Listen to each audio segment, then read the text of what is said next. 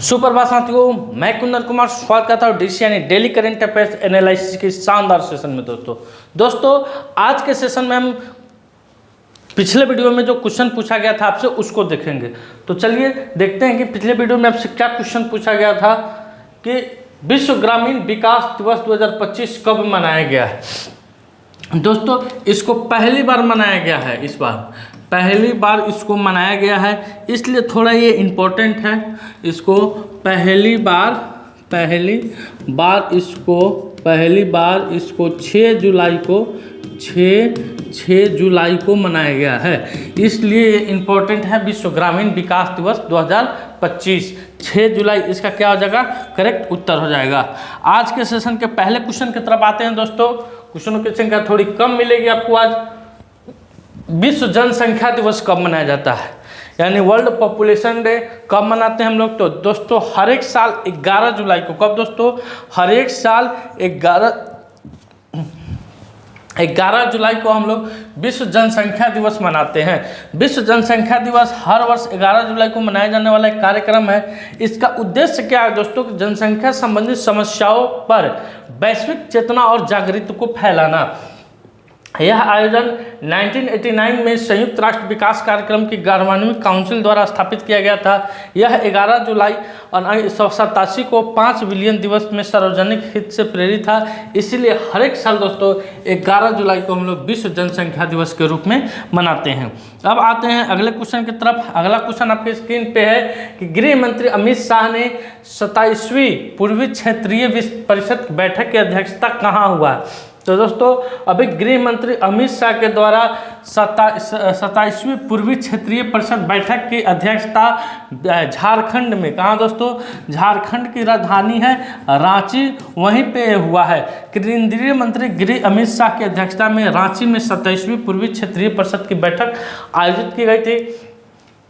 प्रतिनिधित्व करने वाले राज्य में झारखंड है दोस्तों, बिहार है, पश्चिम बंगाल है और उड़ीसा है। कौन कौन से राज्य हैं, झारखंड है, बिहार है, पश्चिम बंगाल है और उड़ीसा है। शीर्ष एजेंडा क्या था, झारखंड और बंगाल के बीच मयूरी राक्षी बांध जल बंटवारा विवाद। केंद्रीय गृह मंत्रालय ने बिहार और झारखंड के बीच पेंशन आंकड़ों के मिलान का भी निर्देश दिया है।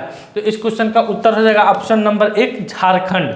अब आते हैं अगले क्वेश्चन की तरफ। अगला क्वेश्चन आपके स्क्रीन पे आ रहा है कि हाल ही में छात्रों के लिए मालवीय नगर में एक और आरंभ पुस्तकालय का निर्माण हुआ है।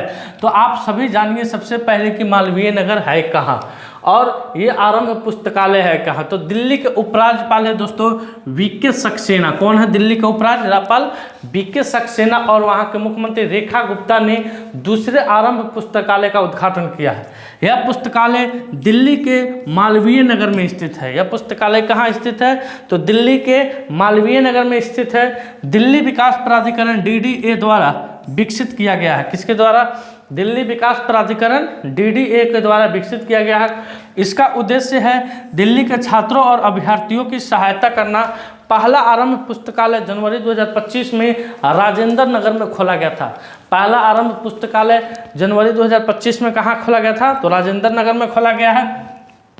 और दूसरा आपको न्यू दिल्ली के मालवीय नगर में खोला गया।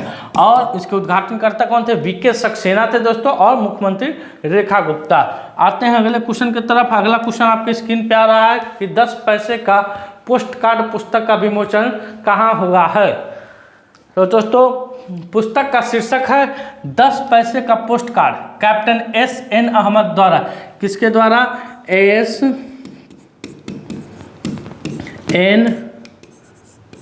अहमद द्वारा इस पुस्तक को लिखा गया है दोस्तों। अभिनेता और निर्देशक विनय वर्मा ने इस पुस्तक का विमोचन किया। यह पुस्तक इस युग को एक मार्मिक श्रद्धांजलि दिया है जब पोस्ट का संचार का प्रमुख माध्यम थे। यह कृति भावपूर्ण और नाटकीय है जो पाठकों को 1960 के दशक में वापस ले जाती है।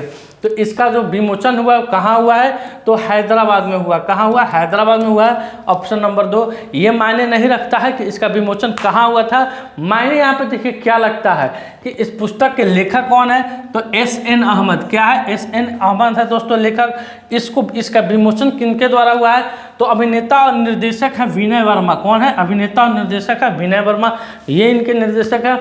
यह पुस्तक किनको यह पुस्तक में किनके प्रति श्रद्धांजलि दी गई है, तो जो पोस्ट कार्ड है दोस्तों 1960 के दशक में जो पोस्ट कार्ड चलता था उनके प्रति इस पुस्तक में श्रद्धांजलि दी गई है। आते हैं अगले क्वेश्चन की तरफ। अगला क्वेश्चन आपकी स्क्रीन पे है कि डॉक्टर जगदीश शुक्ला ने अपनी नई किताब ए billion butterfly A life in climate change की थ्योरी लिखे हैं। क्या है दोस्तों, डॉक्टर जगदीश गुप्ता है और उनके द्वारा एक पुस्तक लिखी गई है। कौन पुस्तक, ए billion butterfly A life in climate and change theory लिखी गई है। D.S. वर्वियर के द्वारा लिखित पुस्तक अंबेडकर के संदेश लॉन्च की गई है।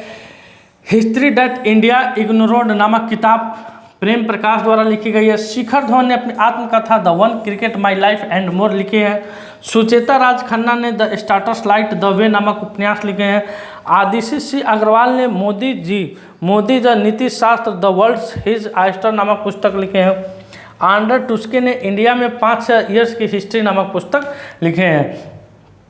अगले क्वेश्चन की तरफ आते हैं कि हाल ही में डिजी लक्ष्मी योजना की शुरुआत कहाँ हुई है, तो दोस्तों आंध्र प्रदेश सरकार ने शहरी गरीब महिलाओं को डिजिटल रूप से सशक्त बनाने के लिए, कहाँ के जो शहरी गरीब महिलाएं हैं उनको डिजिटल रूप से सशक्त बनाने के लिए डिजी लक्ष्मी योजना की शुरुआत की है।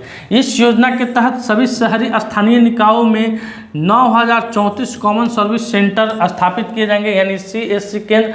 स्वयं सहायता समूह की महिलाएं डिजिटल क्यूकेस चलाएगी जिन्हें ATO कियोस्क के नाम से जाना जाएगा। यह योजना एक परिवार एक उद्यमी का पहला हिस्सा है। तो कहाँ शुरू हुआ है, तो आंध्र प्रदेश में। कहाँ, आंध्र प्रदेश में शुरू हुआ है दोस्तों। अब आते हैं अगले क्वेश्चन की तरफ। अगला क्वेश्चन आपके स्क्रीन पर कि हाल ही में मच्छरों के लिए स्मार्ट AI सिस्टम लॉन्च किया गया है। बड़ा एक शानदार क्वेश्चन है दोस्तों। मच्छरों के लिए स्मार्ट AI सिस्टम लागू करने वाला भारत का पहला राज्य कौन बना है, तो ये भी आंध्र प्रदेश होगा दोस्तों। आंध्र प्रदेश होगा मच्छरों से लड़ने के लिए पहला स्मार्ट AI सिस्टम लॉन्च किया। आइए जरा जानते हैं। आंध्र प्रदेश ने मच्छर जनित रोगों से निपटने के लिए सोम्स नामक एक स्मार्ट प्रणाली शुरू किया है। सोम्स का अर्थ होता है स्मार्ट मॉस्किटो सर्विलांस सिस्टम। यह मच्छर पर नजर रखने और प्रभावित क्षेत्रों में त्वरित प्रतिक्रिया देने के लिए AI ड्रोन और सेंसर का उपयोग करता है। यह पायलट परियोजना आंध्र प्रदेश के 6 शहरों के 66 स्थानों को करेगी। कितने, 6 शहरों के 66 स्थानों को करेगी आंध्र प्रदेश। इसका करेक्ट उत्तर हो जाएगा। आप इसका स्क्रीनशॉट ले लीजिए, निश्चित टपकने वाला है। आते हैं अगले क्वेश्चन की तरफ कि हाल ही में किसे चिंथा रविंद्रन पुरस्कार 2025 के लिए चुना गया है। हाल ही में किसे चिंथा रविंद्रन पुरस्कार 2025 के लिए चुना गया है, तो मराठी लेखक और आलोचक शरण कुमार लिम्बाले को चिंता रविंद्रन पुरस्कार 2025 के लिए चुना गया है। इस पुरस्कार में 5000 की नगद राशि, एक स्मृति चिन्ह और एक प्रशस्ति पत्र सम्मिलित है। यह पुरस्कार चिंता रविंद्रन स्मृति समारोह में प्रदान किया गया है। तो ऑप्शन नंबर 3 इसका क्या हो जाएगा, करेक्ट उत्तर हो जाएगा। अगले क्वेश्चन की तरफ आते हैं। अगला क्वेश्चन आपके स्क्रीन पे है कि दीपिका पादुकोण को Hollywood walk of fame star मिला है। क्या, दीपिका पादुकोण को Hollywood walk of fame star मिला है। शाइमा वाजेद को मानसिक स्वास्थ्य पुरस्कार 2025 से सम्मानित किया गया है। जारा चौधरी दोस्तों 2025 में शक्ति भट्ट पुरस्कार जीते हैं। प्रधानमंत्री नरेंद्र मोदी को धर्म चक्रवर्ती की उपाधि दी गई है। प्रधानमंत्री नरेंद्र मोदी को साइप्रस के सर्वोच्च नागरिक सम्मान great collar of the order of Makarios 3 से नवाजा गया है। सोनलमान सिंह दोस्तों 2023 शंकरदेव पुरस्कार से सम्मानित किए गए हैं। अब आते हैं अगले क्वेश्चन की तरफ। अगला क्वेश्चन आपके स्क्रीन पे आ रहा है कि हाल ही में कहाँ कर्नेट ब्रिज का नाम बदलकर सिंधु ब्रिज रख दिया गया है। एक मिनट दोस्तों, मार्कर कर। हाल ही में, तब तक इस क्वेश्चन का उत्तर देने का आप लोग प्रयास कीजिए। हाल ही में दोस्तों कर्नेट ब्रिज का नाम बदलकर क्या है, कर्नेट ब्रिज का नाम बदलकर सिंधु ब्रिज रखा गया है। तो मुंबई का एक दोस्तों ब्रिज है, क्या है, मुंबई का एक ब्रिज है, मुंबई का एक ब्रिज है कॉर्नेट ब्रिज दोस्तों। मुंबई से लगभग 150 साल पहले बने कर्नाटक ब्रिज का नाम बदलकर दिया गया है। यह bridge British governor James Revit Karnataka के नाम पर रखा गया था। साल 2022 में इसे असुरक्षित घोषित किया गया। अब इसका नाम क्या रख दिया गया है? सिंदूर। क्या? सिंदूर ब्रिज। सिंदूर ब्रिज।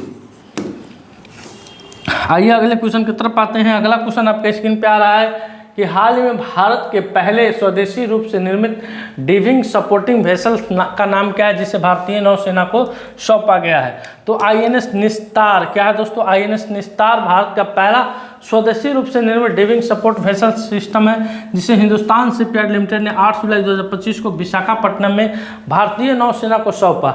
यह पोत गहरे समुद्र में डाइविंग और बचाव अभियानों के लिए डिजाइन किया गया है। इसमें 300 मीटर तक के सेट्रोशन डाइविंग और 1000 मीटर की गहराई तक के सैल्वेज ऑपरेशंस के लिए रिमोटली ऑपरेटेड व्हीकल्स है जैसी अत्याधुनिक क्षमताएं मौजूद है।